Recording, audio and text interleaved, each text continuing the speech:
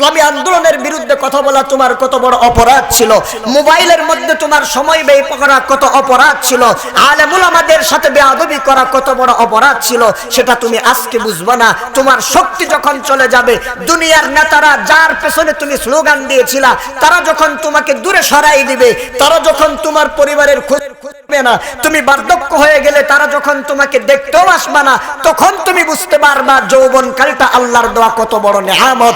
এজন্য যুবক, শাবাবাকা ক্বাবলা হারামিক, তোমার বার্ধক্য চলে আসার আগে, অন্যের পরাধীন হয়ে যাওয়ার আগে তুমি তোমার যৌবনকালটাকে গনিমত হিসেবে মূল্যায়ন করো। সুবহানাল্লাহ। আমি আপনাদের সামনে পবিত্র কোরআনুল কারীম থেকে দুইটি আয়াত তেলাওয়াত করেছি। একটি আয়াত হচ্ছে সূরা কাহফের আয়াত, আর একটা আয়াত হচ্ছে সূরা আম্বিয়ার আয়াত।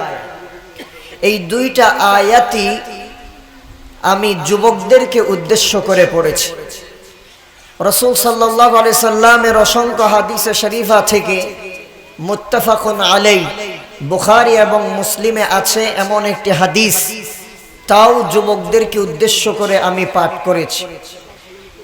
আমার এলম কম, যোগ্যতা কম, ছোট মানুষ, তারপরেও যদি আল্লাহ সুবহানাহু ওয়া তাআলা আমাকে তৌফিক দান করেন, তাহলে এই আয়াত এবং হাদিসকে সামনে রেখে অল্প কিছুক্ষণ বর্তমান সময়ে যুবকদের করণীয় সম্পর্কে, ইসলামী যুবকদের মর্যাদা সম্পর্কে কিছু কথা উপস্থাপন করার জন্য চেষ্টা করব ইনশাআল্লাহ। আল্লাহ তাআলা আমাকে কথাগুলো সহজভাবে বলার, এই কথাগুলো মেনে চলার, তারপরে আপনাদের সকলকে মেনে চলার তৌফিক আল্লাহ তাআলা দান করুন। সবাই বলি আল্লাহুম্মা আমিন। সম্মানিত উপস্থিতি, আজকের এই মাহফিলটা যদি আমরা লক্ষ্য করি, তাহলে দেখতে পাচ্ছি এই মাহফিলটা আয়োজন করা হয়েছে যুবকদের দ্বারা। এই মাহফিলে যারা উপস্থিত হয়েছেন তারাও বেশিরভাগ যুবক। যুবক এই শ্রেণীর মানুষগুলা এমন এক শ্রেণী, যুবকরা চাইলে পৃথিবীর ইতিহাসকে পরিবর্তন করে দিতে পারে। যুবকরা চাইলে একটা সমাজকে সংস্কার করতে পারে। যুবকরা চাইলে এই অসভ্য জাহেলিয়াতপূর্ণ সমাজকে ভেঙ্গে চুরে আল্লাহর দ্বীন ইসলামকে বিজয়ী করতে পারে। ঠিক না বেঠিক?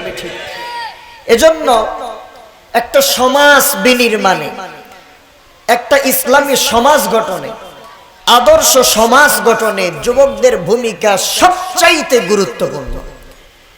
কিন্তু আজকে যদি আমরা আমাদের সমাজের পরতে পরতে তাকাই, তাহলে দেখা যাবে নিজের পরিবার থেকে শুরু করে আন্তর্জাতিক অঙ্গন পর্যন্ত একটা ষড়যন্ত্রকারী সংস্থা কাজ করতেছে আমাদের যুবকদেরকে যেন ধ্বংস করে দেওয়া যায়, যুবকদেরকে যেন পঙ্গু করে দেওয়া যায়, যাতে করে ইসলাম শেষ হয়ে যায়। ঠিক না বেঠিক? আওয়াজ দেয়া বলে। সম্মানিত প্রিয় উপস্থিতি, আল্লাহ তাআলা এই পৃথিবীতে প্রত্যেক মানুষকে তিনটা করে কাল দিয়েছেন। কয়টা কাল? তিনটা কাল। মানুষ মরে যায়, কিছু মানুষ জন্ম নেওয়ার সাথে সাথে মরে যায়, কিছু মানুষ মায়ের পেটে থাকতে মরে যায়, কিছু মানুষ যুবক হওয়ার পরে মরে যায়, কিছু মানুষ বার্ধক্যে উপনীত হওয়ার পরে মারা যায়। এটা হচ্ছে স্বতন্ত্র একটা ব্যাপার। কিন্তু আল্লাহ তাআলা মানুষের হায়াত দেওয়ার সময় মানুষের হায়াতকে তিন ভাগে ভাগ করে দিয়েছেন স্বাভাবিকভাবে। এক নাম্বার, মানুষকে আল্লাহ তাআলা একটা কাল দিয়েছেন, সেটা হচ্ছে শিশুকাল। দুই নাম্বার, মানুষকে আল্লাহ তাআলা আরেকটা কাল দিয়েছেন, সেটা হচ্ছে যৌবনকাল। তিন নাম্বারে সর্বশেষ স্টেপে যায় আল্লাহ তাআলা বান্দাদেরকে একটা কাল দিয়েছেন, সেটা হচ্ছে বৃদ্ধকাল। ভালো করে লক্ষ্য করে থাকলে বুঝবেন আলোচনা। আল্লাহ তাআলা বান্দাকে যৌবনকালটা দুই কালের মাঝখানে দিয়েছেন। একদম শুরুতেও দেন নাই, আবার একদম শেষেও দেন নাই, মাঝখানে দিয়েছেন। কেন বান্দাকে যৌবনকালটা মাঝখানে দেওয়ার কারণ কি? কারণ হচ্ছে যুবক, এটা তো তাকে বলা হয় যেই যৌবনকালে সে কোনো বাধা মানতে চায় না। যুবক তো তাকে বলা হয় যে সময়ে তাকে কোনো বাধা বিপত্তি, কোনো পরাধীনতার শৃঙ্খলা আবদ্ধ করে রাখা যায় না। যুবক তো তাকেই বলা হয় যে নিজের স্বাধীনতা অনুযায়ী, ইচ্ছা অনুযায়ী চলতে চায়, সমস্ত বাধা ডিঙ্গিয়ে সামনে এগিয়ে যায়। ঠিক না বেঠিক? যুবককালে বান্দা কারো অধীনে থাকতে চায় না। এজন্য আল্লাহ তাআলা বলেন, বান্দা যদি যৌবন কালটা আমি আল্লাহ শুরুতে দিই তাহলে তো হবে না, কারণ শিশুকালে বান্দা আরেকজনের অধীন থাকে। আমরা ছোট্টবেলায় আমাদের কান্না ছাড়া কোনো আওয়াজ, কোনো শব্দ আমাদের ছিল না। আমরা খিদা লাগলে ক্ষুধার যন্ত্রণায় ছটফট করে কান্না করতে পারতাম। আমরা বলার সামর্থ্য ছিল না যে আমার ক্ষুধা লেগেছে, আমাকে খাবার দাও। আমরা আমাদের মা বাবার অধীন ছিলাম। মা কুলে নিয়ে দুধ পান করানোর পরে কিংবা কিছু খাওয়ানোর পরে তারপর আমরা শান্ত হতাম। আমরা নিজে নিজে হাঁটতে জানতাম না। মায়ের কুলের উপর, বাবার কুলের উপর, আত্মীয় স্বজনের কুলের উপর চড়ে চড়ে বড় হয়েছি। এজন্যই শিশুকাল মানুষের পরাধীনতার কাল। আবার বৃদ্ধকাল, মানুষ যখন বৃদ্ধ হয়ে যায় তখন সে আর নিজের পাজর সোজা করে রাস্তায় হাঁটতে পারে না, লাঠির উপর ভর করে হাঁটতে হয়, কিংবা কোনো একজন যুবক শ্রেণীর কাঁধের উপর ভর দিয়ে হাঁটতে হয়, কিংবা শরীর দুর্বল হয়ে যাওয়ার কারণে চেয়ারে বসে বসে নামাজ পড়তে হয়, ঘরে শুয়ে থাকতে হয়, অন্যজনের পরাধীন হয়ে যেতে হয়। নিজে উঠে বাথরুমে যাওয়ার সামর্থ্য আমাদের থাকে না। আমরা কাপড় চোপড়ে পায়খানা প্রস্রাব করে দিই। আমাদের আত্মীয় স্বজনেরা, স্ত্রী থাকলে নিজের স্ত্রী এসে এগুলো পরিষ্কার করে দেয়। নিজের হাত দিয়ে খাবারটাও খেতে পারি না, কেউ যদি খাওয়াই দেয় খাইতে পারি। এই বৃদ্ধকালটাও পরাধীনতার সাথে সম্পর্কিত। এই দুই কালের মাঝখানে আল্লাহ তাআলা যৌবন কাল দিয়েছেন, যেই যৌবন কাল কারো পরাধীনতার সাথে সম্পৃক্ত থাকে না। যৌবন কালে বান্দার নিজে নিজে স্বাধীন হয়ে নিজের পায়ে দাঁড়াতে শিখে, নিজের স্বাধীনতাকে বাস্তবায়ন করতে শিখে, নিজের ইচ্ছা অনুযায়ী সমস্ত পরাধীনতার শৃঙ্খলকে ভঙ্গ করে সামনের দিকে এগিয়ে যেতে শিখে। এই জন্য আল্লাহ তাআলা বান্দাকে যৌবন কালটা মাঝখানে দিয়ে দিয়েছেন। সুবহানাল্লাহ। আর এই যৌবন কালটা যেহেতু আল্লাহ তাআলা মাঝখানে দিয়েছেন, যৌবন কালে যেহেতু আপনি আমি কারো পরাধীনতার শৃঙ্খলা আবদ্ধ থাকি না, যৌবন কাল সেই জন্যই আল্লাহ তাআলা আপনার আমার জন্য শ্রেষ্ঠ নিয়ামত দিয়েছেন। এই যৌবন কালটার হিসাবও আল্লাহর কাছে সবচাইতে বেশি দিতে হবে। এই যৌবন কাল আল্লাহর দেওয়া সবচাইতে বড় নিয়ামত। এই যৌবন কালটাকে গোল্ডেন এজ বলা হয়। আমরা যখন আলিমে পড়েছি, স্কুলে কলেজে ইন্টারে পড়ানো হয়, তখন সেখানে একটা কবিতা আছে। কবিতার নাম হলো 18 বছর বয়স। সেখানে কবি লিখেছেন, 18 বয়স যার সে যুদ্ধে যেতে চায়, 18 বয়স যার সে স্বাধীনভাবে বাঁচতে চায়, 18 বয়স যার সে পরাধীনতার শৃঙ্খল মুক্ত করতে চায়, 18 বয়স যার সে তার বাংলাদেশ নয় শুধু তার দেশকে স্বাধীনতা অর্জন করে দিতে চায়। তার মানে কবি এখানে বুঝিয়েছেন 18 বছর বয়স থেকে প্রত্যেকটা আল্লাহর বান্দার যৌবন কালটা শুরু হয়। টকবগে যুবক, সে পরাধীনতার শৃঙ্খলে আর থাকে না, নিজের উপর নিজে দাঁড়িয়ে নিজে বাঁচতে শেখে। এজন্য এটাকে গোল্ডেন এজ বলা হয়। এই যৌবন কালে আপনি যেমন ভাবে চাষ করবেন, বৃদ্ধকালে সেই ফলটা আপনি ভোগ করবেন। যৌবন কালটা আল্লাহর দেওয়া কত বড় নিয়ামত। হযরত আব্দুল্লাহ ইবনে আব্বাস রাদিয়াল্লাহু তাআলা আনহুমা তিনি বলেছেন, এই যৌবন কালটা এত বড় আল্লাহর দেওয়া নিয়ামত, আল্লাহ তাআলা তার বান্দাদেরকে শক্তিতে, জ্ঞানে, প্রজ্ঞায় পরিপূর্ণ করে দেন একমাত্র যৌবন কালে। সুবহানাল্লাহ।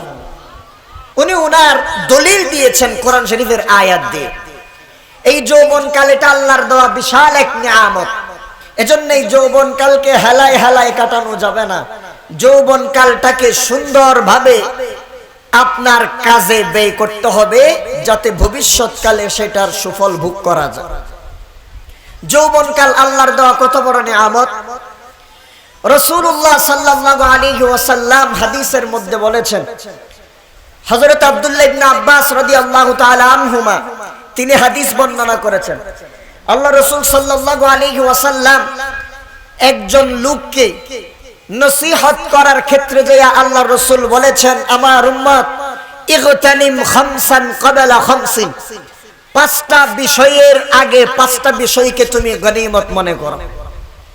আল্লাহর দেওয়া যৌবনকাল কত বড় নিয়ামত। আল্লাহ রাসূল বলেন পাঁচটা বিষয় আসার আগে পাঁচটা বিষয়কে তুমি তোমার জন্য গনিমত মনে করবা। তার মধ্যে এক নাম্বার যেটা, সেটা হচ্ছে শাবাবাকা ক্বাবলা হারামিক। তোমার বার্ধক্য চলে আসার আগে তুমি তোমার যৌবনকালটাকে মূল্যায়ন করো, এটাকে গনিমত মনে করো। কারণ আজকে তোমার যৌবন আছে, সেজন্য তুমি ক্ষমতার চেয়ারে বসে তোমার যা মন চাই তুমি তাই করতেছো। আজকে তোমার ক্ষমতা আছে, সেজন্য তুমি যৌবনকালে ইসলামের বিরুদ্ধে স্লোগান দিচ্ছ। আজকে তোমার ক্ষমতা আছে, শক্তি আছে, সেজন্য তুমি আলেম ওলামাদের বিরুদ্ধে রাস্তায় নেমে স্লোগান দিচ্ছ। মাদ্রাসার ছাত্রদেরকে জঙ্গিবাদ বলে তুমি আখ্যায়িত করছো। কিন্তু যুবক, তুমি শুনে রাখো, এই যৌবনকাল আল্লাহর দেওয়া নিয়ামত। আজকে আছে, আগামী 1 বছর পর কিংবা 10 বছর পর এই যৌবনকাল তোমার থাকবে না। বার্ধক্য যখন চলে আসবে তখন তুমি হারে হারে টের পাবা আলেমদের বিরুদ্ধে কথা বলা তোমার কত বড় অপরাধ ছিল। ইসলামী আন্দোলনের বিরুদ্ধে কথা বলা তোমার কত বড় অপরাধ ছিল। মোবাইলের মধ্যে তোমার সময় ব্যয় করা কত অপরাধ ছিল। আলেম ওলামাদের সাথে বেয়াদবি করা কত বড় অপরাধ ছিল, সেটা তুমি আজকে বুঝবে না। তোমার শক্তি যখন চলে যাবে, দুনিয়ার নেতারা যার পেছনে তুমি স্লোগান দিয়েছিলা তারা যখন তোমাকে দূরে সরাই দিবে, তারা যখন তোমার পরিবারের খুঁজবে না, তুমি বার্ধক্য হয়ে গেলে তারা যখন তোমাকে দেখতেও আসবে না, তখন তুমি বুঝতে পারবা যৌবনকালটা আল্লাহর দেওয়া কত বড় নিয়ামত। এজন্য যুবক, শাবাবাকা ক্বাবলা হারামিক, তোমার বার্ধক্য চলে আসার আগে, অন্যের পরাধীন হয়ে যাওয়ার আগে তুমি তোমার যৌবনকালটাকে গনিমত হিসেবে মূল্যায়ন করো। সুবহানাল্লাহ। এরপর আল্লাহ রাসূল সাল্লাল্লাহু আলাইহি ওয়াসাল্লাম বলছেন, এই দুনিয়ার মধ্যে আল্লাহ রাব্বুল আলামিন তার সমস্ত বান্দাদেরকে সুস্থতা দান করেছেন। সুস্থতা এটা আল্লাহ তাআলার সবচেয়ে বড় নিয়ামত। যেই ব্যক্তি অসুস্থ হয় নাই, সেই ব্যক্তি সুস্থতা কত বড় নিয়ামত সেটা কোনোদিনও বুঝবে না। সুস্থতা আল্লাহর যে কত বড় নিয়ামত, সেটা যদি একটু করে বুঝতে চান, তাহলে আপনাকে বেশি দূরে যাওয়া লাগবে না। একটা হাসপাতালের বারান্দায় আপনি ঘুরে আসবেন। চট্টগ্রাম মেডিকেল কলেজ হাসপাতালে যখন ঢোকা হয়, ঢোকার সময় চট্টগ্রাম মেডিকেল কলেজ হাসপাতাল সেটা হচ্ছে সরকারি হাসপাতাল, কিন্তু এই সরকারি হাসপাতালগুলোও এখন চাঁদাবাজের, দুর্নীতিবাজের আখড়া হয়ে গেছে। ঠিক না বেঠিক? যেখানে আমাদের জন্য ফ্রি চিকিৎসা সেবা দেওয়ার কথা, সেই চট্টগ্রাম মেডিকেল কলেজে এখন সাধারণ মানুষেরা ফ্রি ভাবে ঢুকতে পারে না। কিছু আনসার নামের বেয়াদব সেখানে নিযুক্ত করে দেওয়া হয়েছে, যারা রোগীদের স্বজনদেরকে প্রতিনিয়ত হয়রানি করে, চাঁদাবাজি করে। ঠিক না বেঠিক? এই যুবকদেরকে এগুলার প্রতিবাদ করতে হবে। সেখানে গেলে দেখবেন লাশ বারান্দায় পড়ে আছে, কেউ দৌড়াচ্ছে মিষ্টি নিয়া, কেউ দৌড়াচ্ছে চুকের পানি নিয়া। কারো সন্তান দুনিয়ায় আগমন করেছে, কারো বাবা, কারো স্ত্রী, কারো মেয়ে, কারো ভাই দুনিয়া থেকে বিদায় নিয়ে চলে গেছে। কারো মুখের মধ্যে অক্সিজেন দেওয়া, ওটির মধ্যে মেশিনটা চলতেছে, টিট টিট টিট টিট করে চলতেছে। যখনই টিট করে একটা আওয়াজ দিবে, সাথে সাথে ডাক্তার বলে যে আপনার ভাই, আপনার স্ত্রী, আপনার বাবা, আপনার সন্তান দুনিয়া থেকে বিদায় নিয়ে চলে গেছে। ও ভাই, সুস্থতা কত বড় নিয়ামত সেটা আমি আপনি বুঝবো না যতক্ষণ পর্যন্ত সুস্থ হই নাই। আল্লাহ রাসূল সাল্লাল্লাহু আলাইহি সাল্লাম বলেন, তুমি যতক্ষণ পর্যন্ত অসুস্থ হও নাই, অসুস্থতা আসার আগে তোমার সুস্থতাকে তুমি নিয়ামত মনে করো। এজন্য বান্দা, উম্মত, এমন কিছু জিনিস তুমি খাবা না যেই জিনিস খেলে তুমি অসুস্থ হয়ে যাবা। কিন্তু এখন তো আমরা বাঙালি জাতি এমন হইছি, অসুস্থ হওয়ার যত জিনিস, সমস্ত জিনিস বাংলাদেশে পাওয়া যায়, সুস্থ হওয়ার জিনিস বাংলাদেশে পাওয়া যায় না। ঠিক না ঠিক? সুস্থ হওয়ার জন্য যে আপেল আর মুসাম্বি খাবেন, ওই আপেল মুসাম্বির মধ্যে অসুস্থ হওয়ার ফরমালিন ঢুকাই দিয়েছে বাংলাদেশের দুর্নীতিবাজেরা। ঠিক না ঠিক? কথা কারে নিয়ে বলবে? এরপর আল্লাহ রাসূল সাল্লাল্লাহু আলাইহি সাল্লাম 3 নম্বরে বলেন, ও আমার উম্মত, আল্লাহ রাব্বুল আলামিন তোমাকে এখন এমন এক সময় দিয়েছেন, যেই সময়টা অবসর সময়। যুবক, তোমার এখন অনেক সময় আছে। এখন লেখাপড়া করতেছো, এখন চাইলেই তুমি রাত জেগে আল্লাহর জন্য তাহাজ্জুদ পড়তে পারবা, কোরআন তেলাওয়াত করতে পারবা। তুমি চাইলে দীর্ঘক্ষণ দাঁড়িয়ে নামাজ পড়তে পারবা আল্লাহকে রাজি খুশি করানোর জন্য। তুমি চাইলে তোমার জবান দিয়া আল্লাহর জিকির করতে পারবা, সুন্দর করে উচ্চারণ করে আল্লাহ আল্লাহ বলে ডাক দিতে পারবা। কিন্তু তুমি যখন বার্ধক্য হয়ে যাবা অথবা তুমি যখন ব্যস্ততা হয়ে যাবা, চাকরির জন্য যখন দৌড়াবা, এই যে দেখলেন না গতকালকে বিসিএস পরীক্ষা গেল, বাংলাদেশের মানুষদের মাথা এমন ভাবে পাগল হয়ে গেছে, বাংলাদেশের অভিভাবকেরা বিসিএস ছাড়া কিছু বুঝেই না, মনে করে যে আমার সন্তান যদি বিসিএস ক্যাডার হয় তাহলে আমি সফল কাম, আমার সন্তানের যদি একটা সুন্দর বাড়ি হয় তাহলে আমি সফল কাম, আমার সন্তানের জন্য যদি একটা সুন্দর স্ত্রী হয় তাহলে আমি সফল কাম, নারী গাড়ি বাড়ি তিনটাই তো পেয়ে গেলাম, আমি সফল কাম হয়ে গেলাম। আল্লাহ বললেন আরে বুকা, তুই তো সফল কাম নয়। আল্লাহ তাআলা বলেন ফামান যুহজিহা আনিন নার ওয়া উদখিলাল জান্নাতা ফাকাদ ফাজ, যাকে জাহান্নাম থেকে মুক্ত করে দেওয়া হলো, জান্নাতে প্রবেশ করে দেওয়া হলো, ওই ব্যক্তি একমাত্র সফল কাম, এছাড়া আর কেউ সফল কাম নয়। ঠিক না বেঠিক? আজকে আমরা দুনিয়ার মোহে পড়ে আছি, শুধু বিসিএস বিসিএস বিসিএস। 9:30 কেন্দ্রে ঢোকার কথা, কিছু কিছু পরীক্ষার্থী শুধু 1 মিনিট দেরি করে ঢুকেছে, 9:31 ঢুকেছে, তাদেরকে ঢুকতে দেওয়া হয় নাই। ওরে ভাই রে, আমার দেশের যুবক যুবতীরা দুনিয়ার জন্য এত পাগল হয়ে গেছে, একজনে তো কান্না করে করে মাটির মধ্যে শুয়ে গেছে রাস্তায়, এই উত্তপ্ত রোদের মধ্যে, বলতেছে হাই রে ভাই আমাকে মেরে ফেলেন, আমি আর ঘরের মধ্যে যেতে চাই না, কারণ আমার সারা জীবনের স্বপ্ন শেষ হয়ে গিয়েছে। যুবক, যদি তোমার স্বপ্ন যদি হয় বিসিএস ক্যাডার হওয়া, তোমার স্বপ্ন যদি হয় এই বাংলার জমিনে একটা সুন্দর গাড়ির মালিক হওয়া, তোমার স্বপ্ন যদি হয় একটা সুন্দর নারীর স্বামী হওয়া, তোমার স্বপ্ন যদি হয় একটা গাড়ির মালিক হওয়া, তাহলে তুমি যুবক বুকার স্বর্গে বসবাস করতেছো। তোমার চাইতে বেকুব, তোমার চাইতে নির্লজ্জ যুবক আর কেউ হতে পারে না। ঠিক না বেঠে? আজকে আমরা বেহুশ হয়ে গেছি দুনিয়ার পেছনে, অথচ আল্লাহর রাসূল কি বলেছেন? আল্লাহর রাসূল বলেন তোমাকে এখন আল্লাহ তাআলা প্রচুর সময় দিয়েছেন, এখন তোমার ব্যস্ততা নাই, এখন তোমার কাজ হচ্ছে তুমি শুধু পড়াশোনা করবা, আল্লাহ বিল্লাহ করবা, নামাজ রোজা তাসবিহ তাহলিল করবা, দীর্ঘক্ষণ দাঁড়িয়ে আল্লাহর জন্য তাহাজ্জুদের নামাজ পড়বা, 2 চোখের পানি ছেড়ে দিয়ে আল্লাহর কাছে গুনাহগুলো মাফ চাইবা, আল্লাহ তাআলা তোমার গুনাহগুলো মাফ করে দিবেন। কিন্তু আজকে আমরা যুবকেরা কি করি? আজকে আমরা অবসর সময় যেটা, সেই সময়টাতে হয়তোবা দেখবেন কেরানীহাটের এখন রেলের রাস্তা হইছে, রেলের রাস্তার ধারে ধারে মোবাইল, অথবা রাত্রিবেলা দেখবেন যে পুকুরের ঘাটে বসে মোবাইল, অথবা যারা ঘরের মধ্যে থাকে কিছুক্ষণ পড়াশোনা করে রাত্র 10টার পরে খাবার দাবার খেয়ে কম্বলের ভেতরে মোবাইল, এদিক দিয়ে একজন যুবক ওই দিক দিয়ে একজন যুবতী, দুইজনে মোবাইলের মধ্যে সুন্দর করে সম্পর্ক করে। এমনও অনেক যুবক আমি দেখেছি বিয়ে হয় নাই, ওই নারীকে কোনোদিন দেখেও নাই, মোবাইলের মধ্যে সম্পর্ক করে, বিয়ে হওয়ার আগে, ফিজিক্যাল রিলেশন হওয়ার আগে, বৈধ মেলামেশা হওয়ার আগে, সন্তান দুনিয়ায় আসার আগে সন্তানের নামও ঠিক করে ফেলছে। নাউজুবিল্লাহ বলবেন না? মোবাইলের মধ্যে সন্তানের নামও ঠিক করে ফেলছে, বলে যে বাবু, আমাদের যদি একটা বাবু হয় তাহলে তার নাম এটা রাখবো ওটা রাখবো। যুবক, আপনি আমি বুকার স্বর্গে বসবাস করতেছি। এজন্য আল্লাহ রাসূল সাল্লাল্লাহু আলাইহি সাল্লাম বলছেন এই হাদিসের মধ্যে, যতক্ষণ পর্যন্ত তোমার অবসর সময় আছে এটা চিরজীবন থাকবে না। তুমি পড়াশোনা করার পরে, অনার্স মাস্টার্স পাস করার পরে তুমি যখন চাকরির জন্য দৌড়াবা, চাকরির জন্য দৌড়াইতে দৌড়াইতে তোমার জুতা ক্ষয় হয়ে যাবে, তোমার মাথার চুল পেকে যাবে, তুমি বার্ধক্য হয়ে যাবা। আর চাকরি যখন পেয়ে যাবা তখন তুমি এমন ব্যস্ততা হয়ে যাবা, আল্লাহকে আল্লাহ বলে ডাক দেওয়ার মতো 5 মিনিট সময়ও তোমার হবে না, তুমি ব্যস্ত হয়ে যাবা। এই জন্য ব্যস্ত হওয়ার আগে, তোমার কাজকর্ম বেশি হয়ে যাওয়ার আগে অবসর সময়টাকে তুমি মূল্যায়ন করো, আল্লাহর কাজে লাগাও। রাসূলুল্লাহ সাল্লাল্লাহু আলাইহি ওয়াসাল্লাম বলেছেন, ব্যস্ততা বেড়ে যাওয়ার আগে অবসর সময়কে তুমি তোমার জন্য গনিমত মনে করো।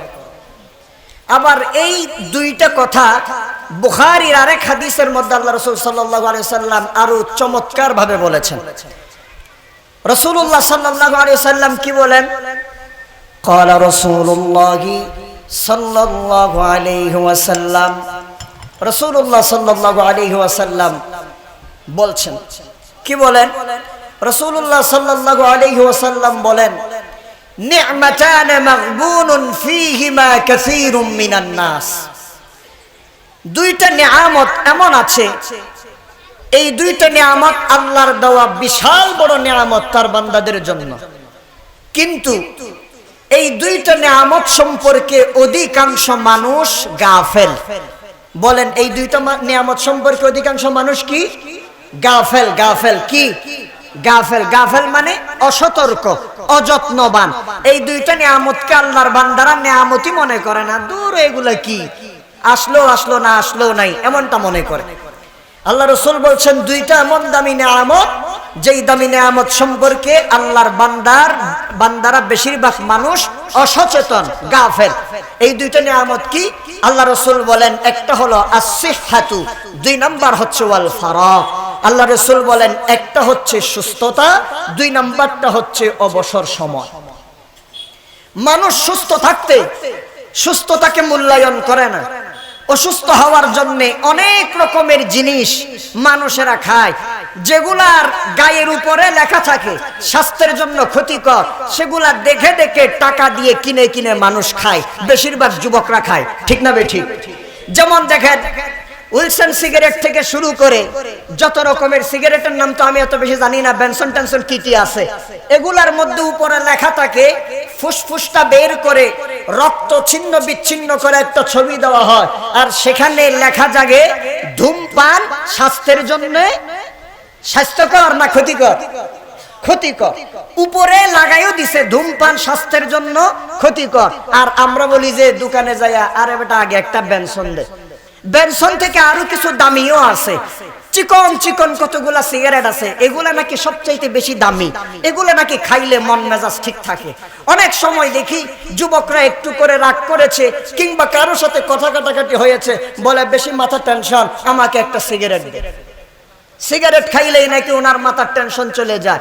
আর কিছু যুবক তো এমন হয়ে গিয়েছে, ইয়াবা ট্যাবলেটের সাথে, লাল লাল ট্যাবলেটের সাথে পরিচয় হয়ে গিয়েছে, তারা এমন ভাবে নেশায় আসক্ত হয়ে গিয়েছে, ইয়াবা ট্যাবলেট না খাইলে, মাদক না খাইলেই তাদের সারা দিনের ক্লান্তি দূরই হয় না, ঠিক না বেঠিক? অনেক সময় দেখা যায় এমন কিছু যুবক আছে, তারা ইয়াবা ট্যাবলেটের মাদকের টাকা জোগাড় করতে না পেরে নিজের মাকেও হত্যা করেছে।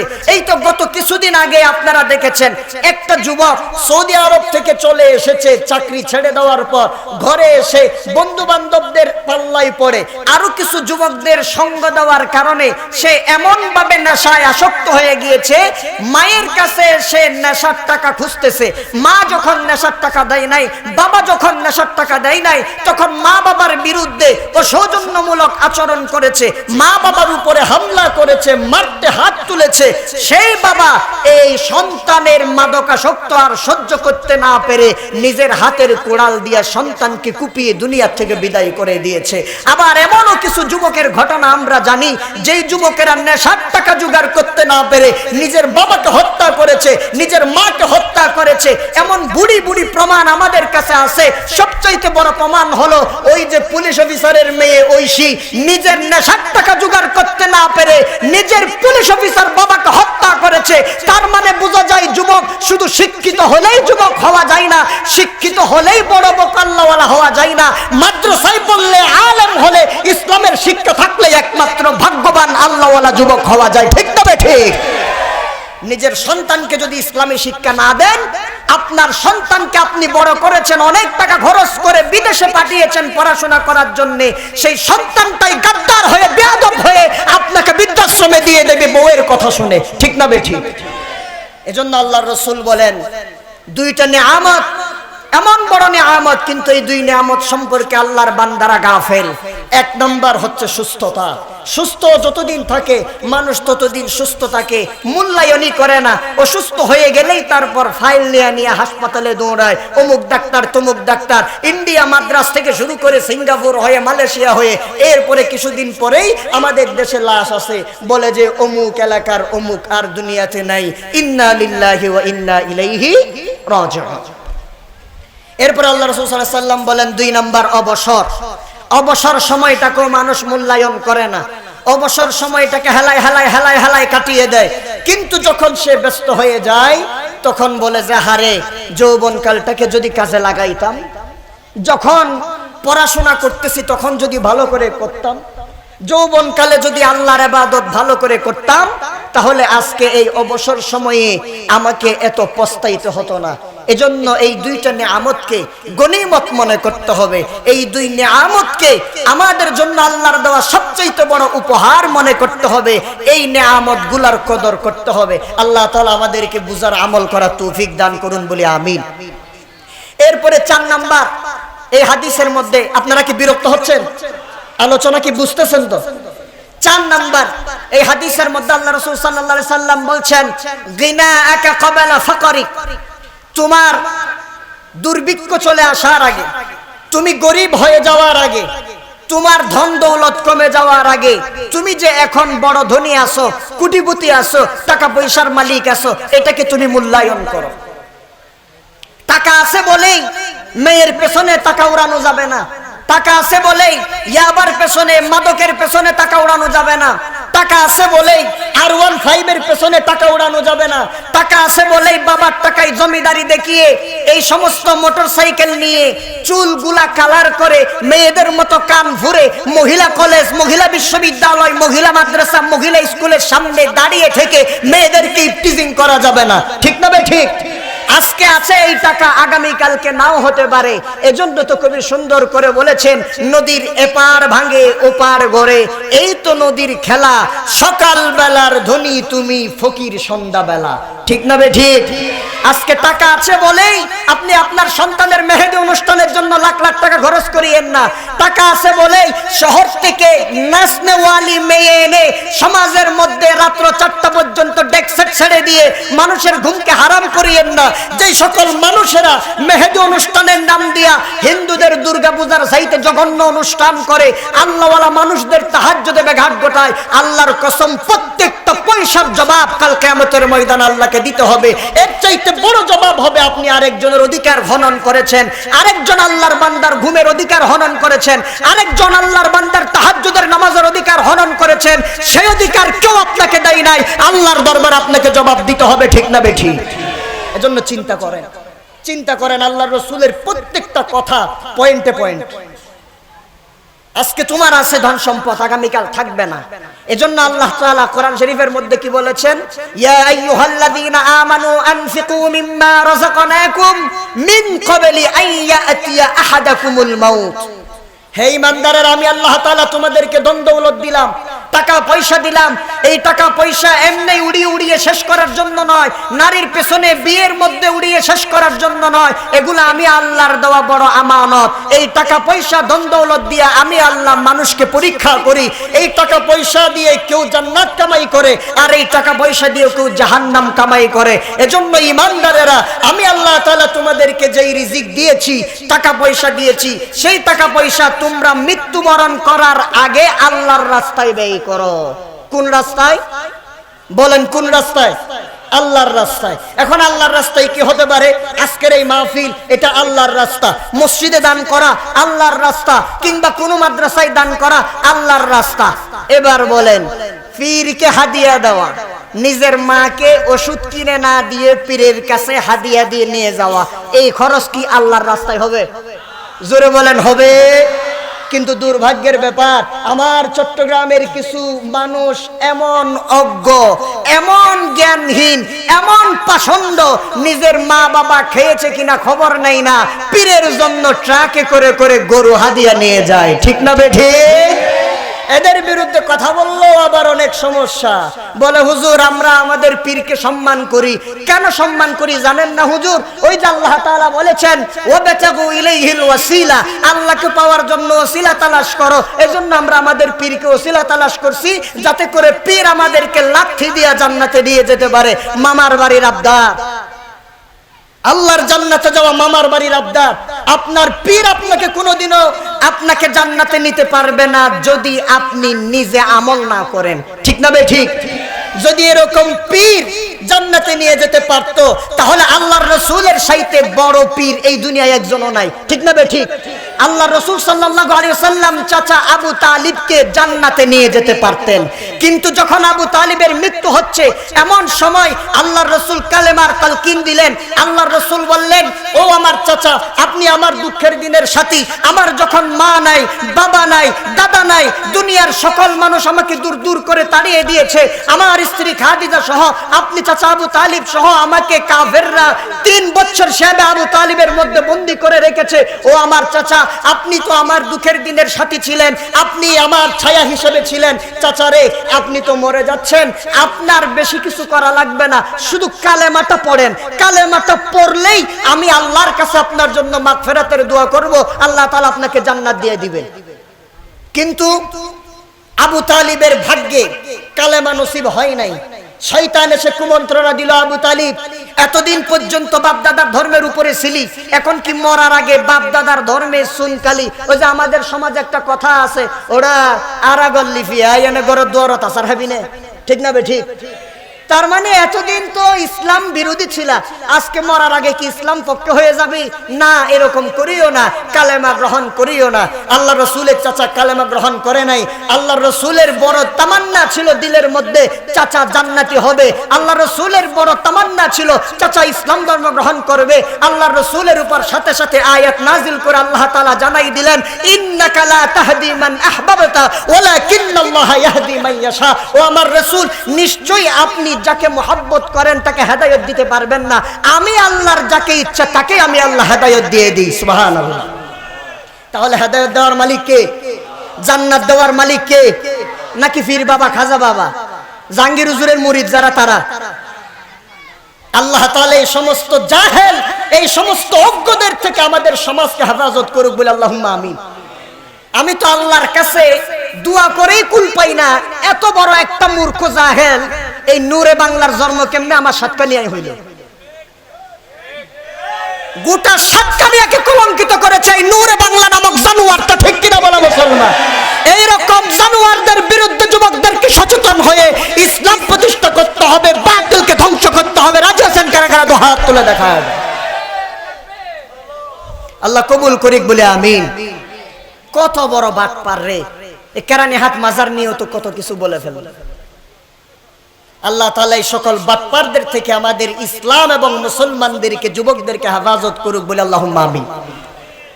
বিরক্ত হচ্ছেন নাকি? সম্মানিত প্রিয় উপস্থিতি, এরপরে 5 নম্বরে আল্লাহ রাসূল সাল্লাল্লাহু আলাইহি ওয়াসাল্লাম বলছেন, হায়াতাকা ক্বাবলা মাউতিক। এই যে এত আয়োজন, দুনিয়াতে আসলা, শিশু হলা, এরপরে যুবক হলা, বৃদ্ধ হলা, বিয়ে শাদী করলা, টাকা পয়সা কামালা, যেখানে যেখানে খরচ করা দরকার খরচ করলা, দুনিয়া তো অনেক করছো। বান্দা একদিন মরে যাবে। এই পৃথিবীতে বান্দা তোমাদের জন্য সব কিছু অনিশ্চিত, কিন্তু একটা বিষয় নিশ্চিত, সেটা হচ্ছে মৃত্যু, ঠিক না? আমি কি জান্নাতে যাব না জাহান্নামে যাব, এটা নিশ্চিতভাবে কেউ বলতে পারবে না, এটা আল্লাহর হাতে, এটা অনিশ্চিত। আমি কি ধনী হব না ধনী হব না, সেটাও অনিশ্চিত। সফলতা বলে আসে না, হঠাৎ করে হয়ে যেতে পারেন। একজন আলেম কি জালেম হবে, সেটাও অনিশ্চিত, কারণ কোরআন শরীফের মধ্যে আছে একজন আলেম জালেম হয়ে গিয়েছিল, একজন আলেমকে আল্লাহ তাআলা কুত্তার মতো বানাই দিয়েছিলেন, সেই প্রমাণও কোরআন শরীফে আছে। আমরা তো মনে করি আলেমরা মানেই ভালো, আমরা তো মনে করি আলেম মানেই জান্নাতে যাবে, যেহেতু হুজুরে কইছে ভালো কথাই কইছে, কারণ হুজুররা কোনোদিনও খারাপ কথা কয় না, ঠিক না বে ঠিক? কিছু পাবলিক এরকম আছে, হুজুর যা বলে তাই ভালো বলে না রে ভাই, সব হুজুর আর ভালো বলে না। এই যে দেখেন না আমাদের গিয়াসউদ্দিন তাহেরি সাহেব, আসলে আমি সমালোচনা করতে চাই না, কিন্তু এই কথাগুলো বলতে হয়। আজকে কিছুদিন যাবত এত গরমের তাপমাত্রা বেড়ে গেছে, বাংলাদেশের মানুষ আমরা গুনাহ করেছি, আমরা আল্লাহর কাছে ফিরে আসতেছি।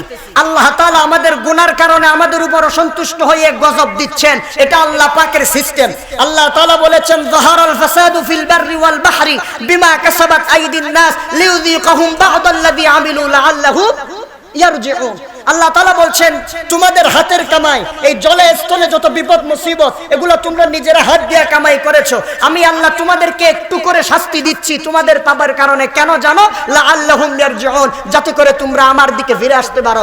আবার আরেক জায়গায় আল্লাহ তাআলা বলছেন, মা আসাবাকুম মিন মুসিবাতিন ফাবিমা কাসাবাত আইদিকুম ওয়া ইয়াফু আন কাসীর। আল্লাহ তাআলা বলছেন, তোমাদের যত অন্যায় আছে, এই অন্যায়ের কারণে আমি আল্লাহ তাআলা তোমাদের উপর কিছু বিপদ মুসিবত দিই, যত বিপদ মুসিবত তোমাদের উপর আসে এগুলো তোমাদের কারণেই আসে, কিন্তু আমি তো আল্লাহ, আমি তো রহমান, আমি তো রহিম, আমি তো দয়াবান। কাতাবাত আলা নাফসিহির রাহমা, বান্দার উপর দয়া করাটা আমি আমার জন্য আবশ্যক করে নিয়েছি। উদউনি আস্তাজিব লাকুম, বান্দা আমাকে ডাক, আমি তোদের ডাকে সাড়া দিয়ে দিব। আমি তো বান্দার কাছেই আছি। হাদিস শরীফের মধ্যে আছে, বান্দা যদি আল্লাহর দিকে 1 বিঘা দৌড়াই যায়, আল্লাহ তাআলা বান্দার দিকে 1 হাত আসেন। বান্দা যদি আল্লাহর দিকে হামাগুড়ি দিয়ে হেঁটে হেঁটে যায়, আল্লাহ রাব্বুল আলামিন বান্দাকে আলিঙ্গন করার জন্য দৌড়ে চলে আসেন। হাদিসে আছে, আল্লাহর এক বান্দা উট বেঁধে রাখার পর রাত্রিবেলা ঘুমাইছে, যখন উঠে দেখলো তার উটটা নাই, মন খারাপ। এই উটটা সে খোঁজার জন্য বের হয়ে গেল। খুঁজতে খুঁজতে খুঁজতে খুঁজতে ক্লান্ত পরিশ্রান্ত হয়ে উট যখন পাই নাই, একটা জায়গায় গিয়ে সে ক্লান্ত পরিশ্রান্ত হয়ে ঘুমিয়ে গেল। বসার মধ্যে ঘুম চলে আসলো। ঘুম থেকে উঠে হঠাৎ করে চোখ খুলে দেখতে পেল তার উটটা তার সামনে চলে আসছে। আল্লাহর রাসূল বলেন, ওই আল্লাহর বান্দা তার সামনে হারিয়ে যাওয়া উটটা দেখে যত না খুশি হয়, আল্লাহর একজন বান্দা পথ হারা হয়ে যাওয়ার পরে, গুনাহ করার পরে বান্দা গুনার স্বীকৃতি দিয়ে কাছে তওবা করে ফিরে আসলে আল্লাহ তার চাইতে আরো বেশি খুশি হয়ে যান। সুবহানাল্লাহ। তেজন্য তো আল্লাহ তাআলা বলেন, বান্দা ওয়ায়াফু আন কাসীর, আমি আল্লাহ তোমাদের অনেকগুলা পাপ আমি আল্লাহ তাআলা তোমাদেরকে ক্ষমা করে দিই। বেশিরভাগ পাপের যদি আযাব আল্লাহ তাআলা দিত, তাহলে এই বাংলাদেশ অনেক আগেই গজব দিয়ে আল্লাহ তাআলা শেষ করে দিতেন, ঠিক না বেঠি? তো এজন্য এই গরম বেশি হওয়ার কারণে আমরা ইস্তিসকার নামাজ পড়েছি। এদিকে তাকান, একটু মনোযোগ দেন। হুজুর আসলেই আমি ছেড়ে দিব, বিরক্ত হচ্ছেন নাকি আপনারা? আয়াত তেলাওয়াত করেছিলাম, এগুলো আজকে বলা সম্ভব হবে না। আল্লাহ রাসূল সাল্লাল্লাহু আলাইহি সাল্লামের সুন্নাত পদ্ধতি হলো, যখন বৃষ্টি হবে না, যখন রোদ বেশি পড়বে, তাপমাত্রা বেশি হবে, তখন আল্লাহর বান্দারা সালাতুল ইস্তিসকার মাধ্যমে আল্লাহর কাছে বৃষ্টি প্রার্থনা করবে, ঠিক না? এখন দেখা গেল শেষ কথা, তাহলে যখন বেশি গরম পড়বে তখন বৃষ্টির জন্য নামাজ পড়া হয়।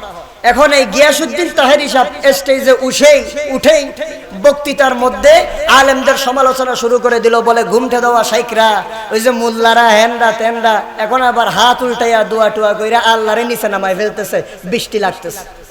এই নামাজ নিয়েও তারা সমালোচনা। আমরা এমন কেন হয়ে যাচ্ছি? এজন্য আল্লাহ রাসূল সাল্লাল্লাহু আলাইহি সাল্লাম বলেছেন, হায়াতকে মূল্যায়ন করো যথাযথভাবে মৃত্যু চলে আসার আগে। আমার যুবক ভাইদের জন্য আমি অনুরোধ করব, আমরা আমাদের যৌবনকালকে, আমাদের হায়াতকে আমরা মূল্যায়ন করব। এই যৌবনকালে যদি পারি, অবশ্যই আমরা জান্নাত কামাই করতে পারবো। কারণ আল্লাহ রাসূল হাদিসের মধ্যে বলেছেন, কিয়ামতের ময়দানে যেই দিন আল্লাহর আরশের ছায়া ব্যতীত আর কোনো ছায়া থাকবে না, সেই দিন 7 শ্রেণীর মানুষকে আল্লাহ তাআলা আরশে আজিমের ছায়ার নিচে ছায়া দিবেন। তার মধ্যে এক প্রকার শ্রেণী হচ্ছে ওয়াশাবুন নাশা ফি ইবাদাতিল্লাহ, যারা তাদের যৌবনকালটা আল্লাহর ইবাদতে কাটিয়েছে, ওই যুবকদেরকে আল্লাহ তাআলা তার আরশে আজিমের ছায়ার নিচে ছায়া দিবেন। আল্লাহর কাছে দোয়া করি, আল্লাহ আজকে আমরা যারা এখানে একত্রিত হয়েছি, আমরা বেশিরভাগ যুবক, এই যুবকদের জন্য আল্লাহ আপনি আপনার আরশে আজিমের ছায়াকে আবশ্যক করে দেন, বলি আল্লাহুম্মা আমিন। আল্লাহ আপনি আমাদের যৌবনকালটাকে ইসলামের জন্য কবুল করে নেন। আজকের এই মাহফিলকে আপনি কবুল আর মঞ্জুর করে নেন। আয় আল্লাহ তাআলা, যে কথা বলেছি, আমিও একজন যুবক, আগে আমাকে আমল করার, তারপর আপনাদের সকলকে আমল করার আমাদের জন্য আপনি তৌফিক দান করে দেন, আমিন। ওয়া আখির দাওয়ানা আলহামদুলিল্লাহি রাব্বিল আলামিন। আসসালামু আলাইকুম ওয়া রাহমাতুল্লাহি ওয়া বারাকাতুহু।